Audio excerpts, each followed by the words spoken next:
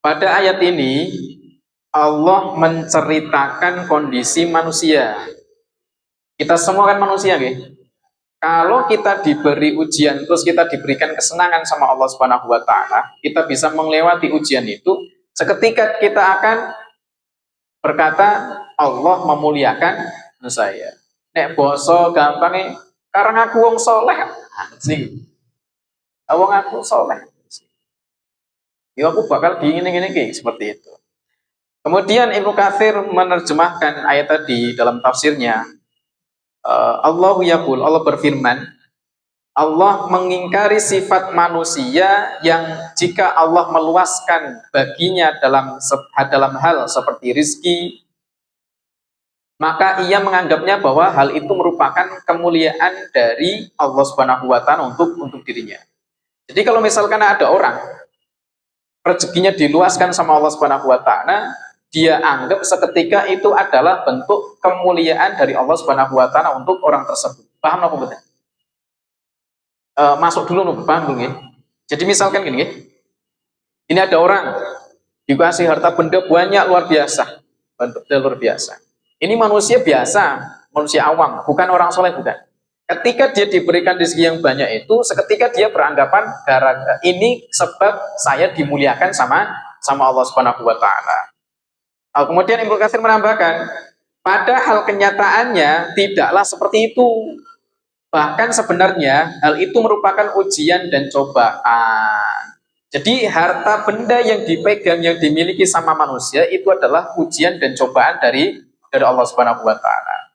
Wonten sing kuat dicekeli Gusti Allah duit 1 triliun.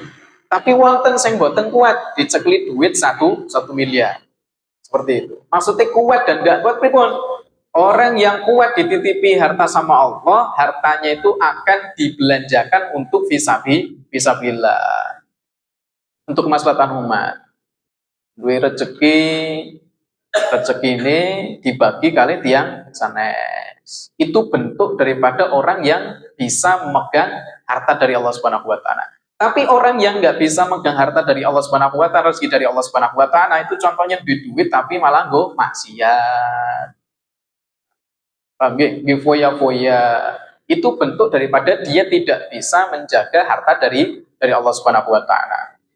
Allah Subhanahu wa taala berfirman, ayasabuna annama numidduhum bihi mim malin wa banina nusari'u lahum fil khairat bal la yashkurun. Kata Allah Subhanahu wa taala, apakah mereka mengira bahwa anak dan harta yang kami berikan kepada mereka itu berarti bahwa kami memberikan kebaikan kepada mereka? Kemudian Allah menegaskan lagi, tidak, sebenarnya mereka tidak sadar bahwasanya harta itu ujian, anak itu juga ujian, seperti itu. Jadi bapak-bapak yang dimati Allah Subhanahu wa taala, di ayat ini, di ayat 15, Allah memberikan gambaran sifat manusia. Nek diwai rezeki langsung seketika menganggap bahwasanya dia diberikan kemuliaan sama Allah Subhanahu wa taala. Ini bapak-bapak yang dimati Allah Subhanahu wa taala, Allah memberikan kekayaan kepada orang yang dia sukai sama orang yang tidak dia sukai. Tapi kalau ilmu itu hanya diberikan kepada orang yang dia sukai. Mudeng apa mboten? Saya ulang lagi ya. Allah memberikan dunia, memberikan harta itu kepada orang yang dia sukai dan kepada orang yang tidak dia sukai. Tapi kalau memberikan ilmu hanya diberikan kepada orang yang dia sukai. May yuridillahu bihi khairan yufaqihu fiddin. Salah satu ciri orang yang bakal dijadikan baik sama Allah Subhanahu wa taala, dipahamkan agama sama Allah Subhanahu wa taala. Jadi seperti itu.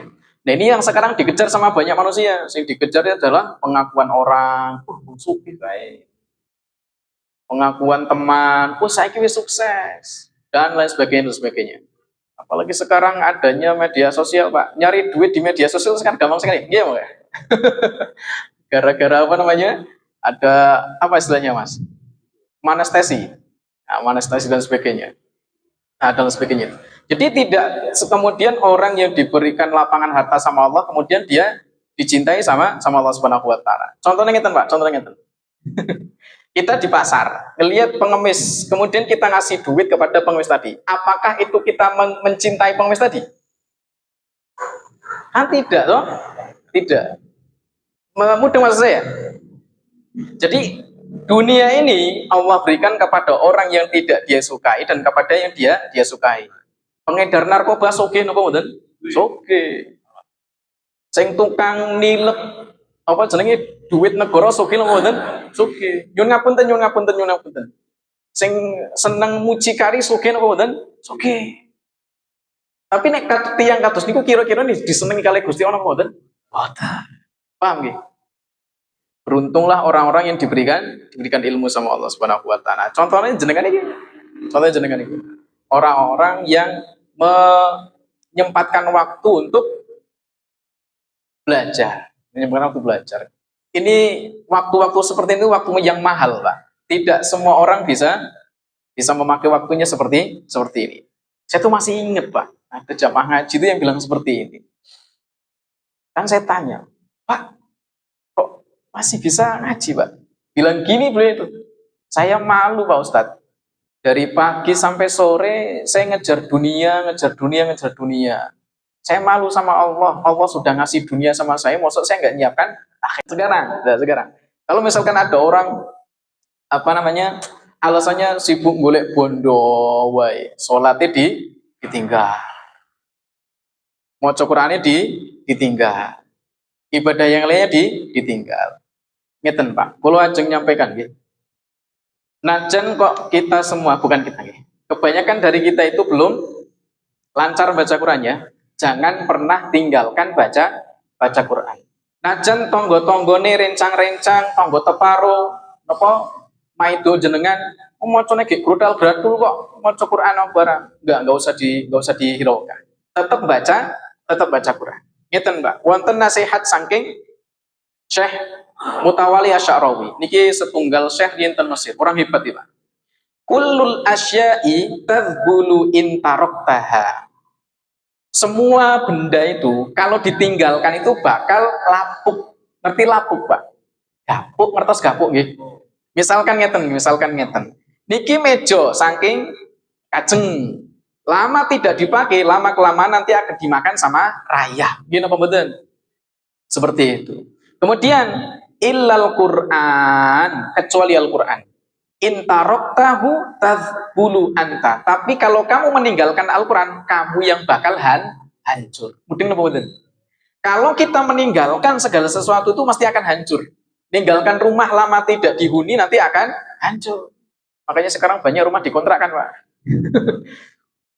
Rumah candi biasanya dikontrakkan itu. Anak-anak wis do dewe-dewe, kemudian rumah candinya orang tuanya sudah tidak ada, akhirnya dikontrakkan. Tempat yang saya kontrak juga seperti itu, Pak. Lama tidak dipakai, ya akhirnya bentuknya seperti itu. Tapi ketika sudah dipakai, akhirnya kan mau tidak mau dibersihkan. Tapi gini, kecuali Al-Quran, Pak. Kalau kita ninggalkan Al-Quran, malah kita ya hancur. Jadi sekali lagi, jangan pernah tinggalkan Al-Quran. Ada yang datang dari Pelawangan, Limbangan. Ada Limbangan ya? Limbangan apa Lembangan, Pak? Limbangan, Masya Allah. Apa namanya? Lintas kabupaten. Nah, Papuanan, lintas kabupaten. Lintas kabupaten. Saya juga lintas kabupaten, Pak. Kabupaten Batang saya. Lintas kabupaten. Jadi jangan pernah tinggalkan Al-Quran. Seperti itu. Jadi bapak-bapak yang dimati Allah Subhanahu wa taala, kenapa kok terakhir ya sebelum saya tutup? Kenapa kok kebanyakan orang itu susah sekarang? Kebanyakan orang kok susah. Kata Imam Syafi'i. Qala Syafi'i, kata Imam Syafi'i rahimahullahu taala, innaka la taqdiru an turdiyan nasa kullahum. Kamu tidak akan bisa membuat semua orang itu cinta sama kamu. Gini apa mboten?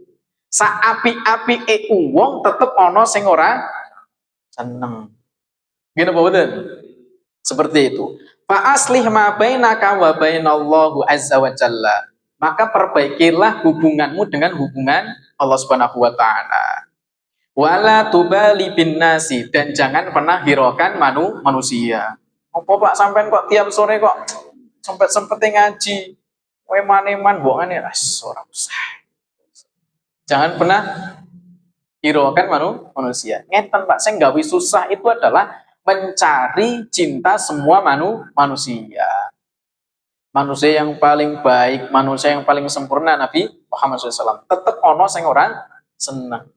Sing ora seneng itu malah pak dene dewe. Paman-pamane dewe. Malah boten demen. Jadi seperti itu. Nah, kenapa kok orang itu susah sekarang, repot, semuanya serba pusing? Karena dia mencari cintanya manusia. Eten Pak, catatannya gimana kok? Asal jenengan jagi sholat, asal jenengan jagi maca Quran, asal jenengan tetap jagi peraturan-peraturan syariat saking Allah Subhanahu wa taala pun boten sah dengarkan ucapan manusia. Ini Bapak-bapak yang kan dirahmati Allah Subhanahu wa taala, jadi kalau mau nggih, Allah itu memberikan dunia ini kepada orang yang dia sukai dan kepada orang yang tidak dia sukai. Tapi kalau ilmu itu hanya diberikan kepada orang yang dia sukai. Dan kita berharap kepada Allah, semoga kita diberikan kemudahan untuk memahami ilmunya Allah Subhanahu wa taala dan kita tergolong daripada orang-orang yang dicintai sama Allah Subhanahu wa taala. Ini Bapak-bapak di ayat ke-15. Nanti di ayat ke-16-nya di pertemuan berikutnya insyaallah. Pekan depan Allah sudah puasa gitu. Sudah puasa insyaallah. Insyaallah. Nanti tetap jalan seperti biasa, cuman kita buka nanti insyaallah di sini. Seperti itu. Demikian Bapak-bapak yang bisa kita pelajari, tutup dengan doa kafaratul majlis. Subhanakallahumma wa bihamdika asyhadu an la ilaha illa anta astaghfiruka wa atubu ilaik. Assalamualaikum warahmatullahi wabarakatuh.